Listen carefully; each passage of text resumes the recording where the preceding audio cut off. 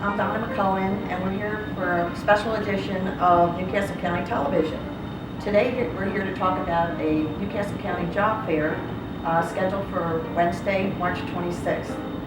I also have here County Executive Thomas P. Gordon, Recorder Deeds Mike Kozikowski, Councilman Bill Powers, Register of Wills Ciro Poppiti,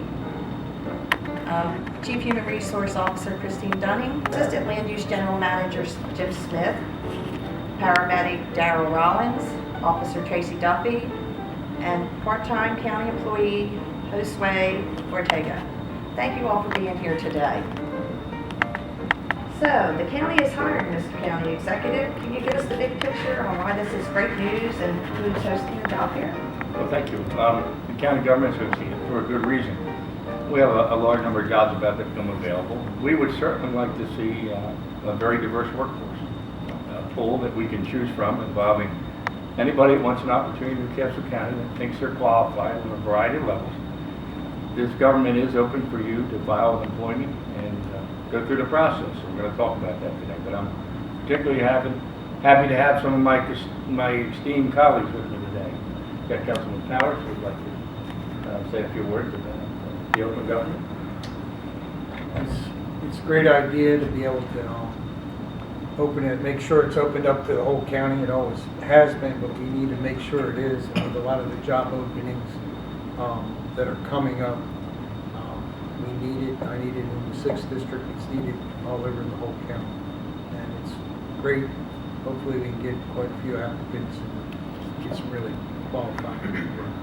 In addition to the government, we have some row offices. We would like for 2 of our row officers to speak about that. Mike? Yes, thank you, Tom. The Recorder Deeds office has 27 full-time employees, and we have a few job descriptions that we're going to be highlighting and featuring at the job fair. The clerk typist position, which is entry level, account clerk 1, and the supervisory position. So one of the things that I was very impressed with when I heard the county executive and his senior team was putting together this career fair, because in essence, back in 2005, when I approached the county in regards to setting up a career fair, but for younger people, from 4th graders on up, and they're featured in Junior Achievement Delaware, they're BizTown, JA World, and Finance Park. And basically what we're doing is we're giving the opportunity for not only young people, but young adults to see that these are not just jobs. These are career motivated, fantastic blue collar jobs. And I'm looking forward to the opportunity to share the dynamics, to share the job descriptions of our department, and also work together with Newcastle County government.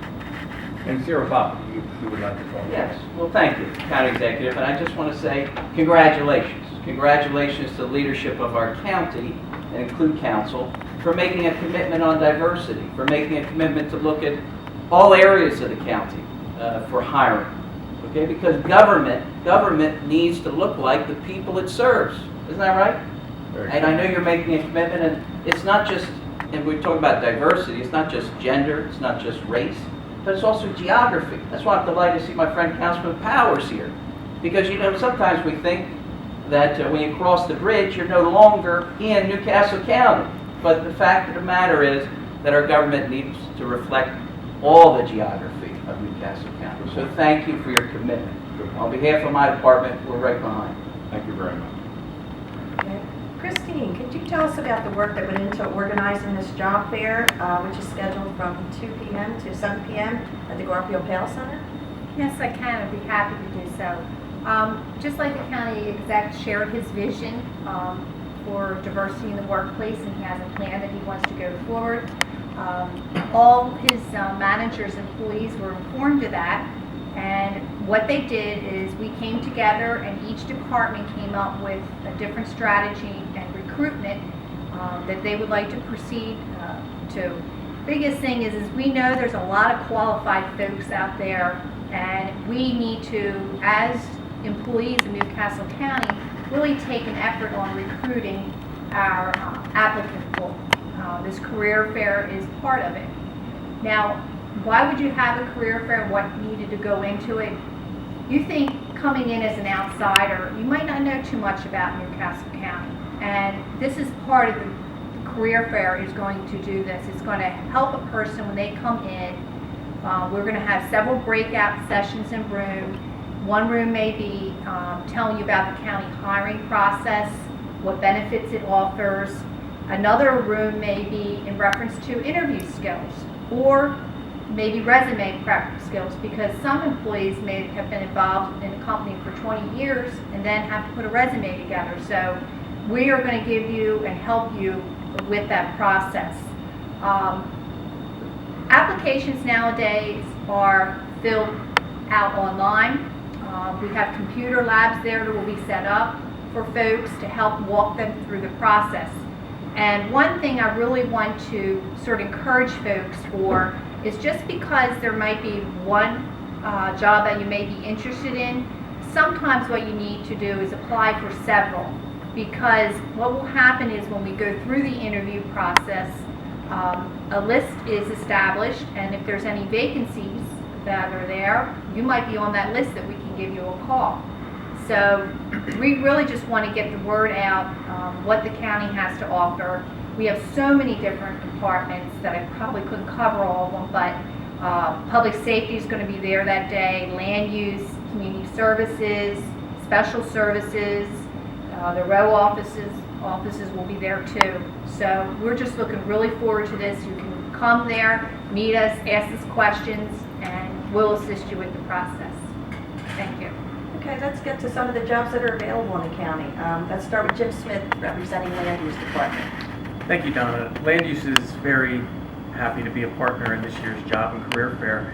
The Land Use Department is organized into several sections. We have many professional and non-professional jobs covering our engineering sections, building inspectors, code enforcement officers, planners, and support staff. And one of the jobs that we're hiring immediately is a certified property maintenance and housing inspector. These individuals are sworn constables for the county. They're hired to enforce the county code, and they're the lifeblood of communities along with public safety. They partner with state and county police and other governmental agencies and civic groups to go into communities and help ensure that properties are properly maintained and that individuals have a good quality of life in their community. We look forward to discussing some of the other jobs that we believe will be available in the near future, and we invite all professionals and those with certifications or who are desiring to get certifications for some of these jobs to come out, hear more about the department that deals with land use planning and building and community safety, and building a career with Newcastle County. Okay, well, let's move on to public safety. Officer Tracy Duffy and Paramedic General Rollins. For anyone wondering if they have what it takes to be a county paramedic or police officer, what would you say to them in terms of the physical, mental, and emotional requirements of the job? Well, as far as emotional part of the job, when a resident of the county calls us is when they're in most need and most vulnerable time. It can be anything from a illness or injury to a family member or birth of a new addition to the family. So the two extremes, you have to be able to balance it out through just a regular day at the county. So for the police side, we do have minimum requirements that we do require our applicants to meet. And then there's the physical requirements, which requires all of our applicants to take a physical fitness test, and which can all be found on our website, which you can visit at www.nccpd.com. And it's just important for all the applicants to know and understand that this isn't just a job, it is a career. And as such, you have to maintain your health both physically and mentally for the 20 plus years for the job. Can you also warn people about the fitness test, the written test, the academy that paramedic trainees and police have to go through? Well, right now we're looking for already certified paramedics. When they apply, they should already have their national certification. After doing so, there are 3 steps, like Tracy mentioned. There is a physical agility which is a minimum of 16 push-ups, 26 sit-ups, and a 1 mile run walk in about 18 minutes. After completing that, there is a Delaware State Protocol exam and as well as a skills evaluation exam. So for the police, our physical fitness requirements are similar to that of the paramedics, slightly different. So our written test is actually what applicants will take first.